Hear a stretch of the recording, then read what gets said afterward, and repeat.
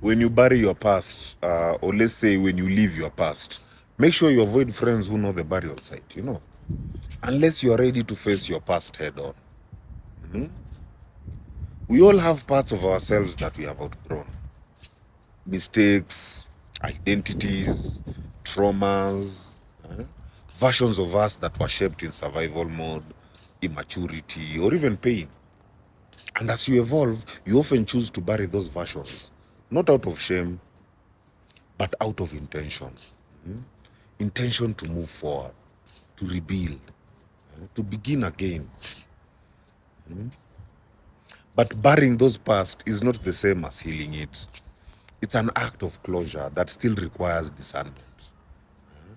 Because not everyone who knew you before is safe to walk with you after. No, so you end up burying that past.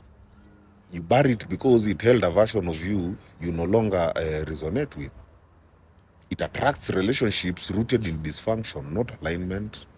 You bury it because it housed stories of pain, regret, and shame that you no longer wanted to replay.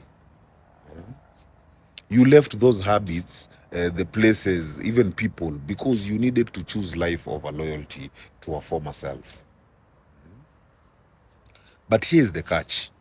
People who knew you during that chapter often still hold the map. And the danger of keeping those people is they don't see your growth. They remember your wounds. They joke about the past but never celebrate your healing. They pull you back into old behaviors because it's how they relate to you.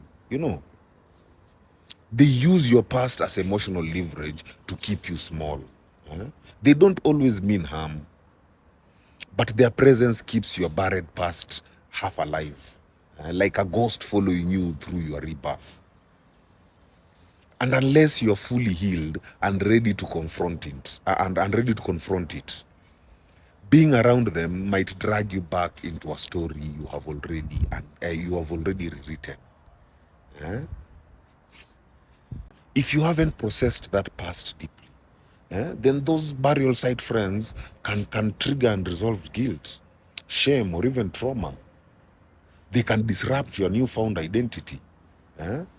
They can challenge your sense of wholeness with all labels and reminders. But if you have faced your past with honesty, with forgiveness and closure, then even the people who remember it can't use it against you. Because once you have integrated your story, no one can weaponize your history. So be discerning, not paranoid. You don't need to cut off everyone who knows your past. But you do need to check, do they respect your evolution? Do they speak to your current self, or do they keep referring to your past self? Do you feel empowered or emotionally regressed around them? Your peace is sacred and your healing is yours. The past doesn't disappear just because you've buried it.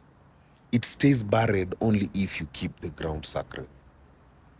And the company you keep, especially those who knew where you used to be, can either honor your burial or dig it back up.